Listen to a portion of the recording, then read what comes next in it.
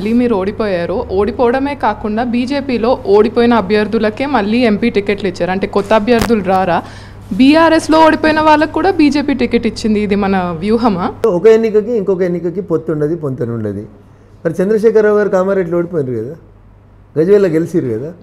ఈ రాష్ట్రానికి ముఖ్యమంత్రి కదా ఆయన. పోటీ చేసిన రోజు ఆయన ఈ రాష్ట్రానికి ముఖ్యమంత్రి కదా. మరి అక్కడ ఓడిపోయినారు కదా కామారెడ్డిలో. మరి రేపటి నుంచి బస్సు వేసుకొని 17 మంది ఎంపీలని గెలిపిస్తాను ఎట్లా తిరుగుతాడు? కామారెడ్డిలో గెలవలేని ఆయన. హరీష్ రావు భాషలో చెప్పాలంటే కామారెడ్డిలో చెల్లని రూపాయి కేసీఆర్ రేపు 17 పార్లమెంట్లలో ఎట్లా చెల్తాడు? 119 నియోజకవర్గాలు ఎట్లా తిరుగుతాడు? అందుకని నోరుందని ఏది పడితే అది మాట్లాడదు. కొడంగల్లో చెల్లలే కదా రేవంత్ రెడ్డి. కొడంగల్లో ఓడిపోయింది కదా 2018 నవంబర్ డిసెంబర్లో జరిగిన రాష్ట్ర శాసనసభ ఎన్నికల్లో. ప్రస్తుత ముఖ్యమంత్రి రేవంత్ రెడ్డి గారు కొడంగల్ అనే శాసనసభ నియోజకవర్గంలో ఓడిపోయిండు. మరి కొడంగల్లో చెల్లని రూపాయి మల్కాజ్గిరిలో చెల్లిందా చెల్లలేదా? So don't compare one election with other election. ఒక ఎన్నికకి ఇంకొక ఎన్నికకి పొత్తు ఉండదు, పొంతనుండదు, సారూప్యత ఉండదు.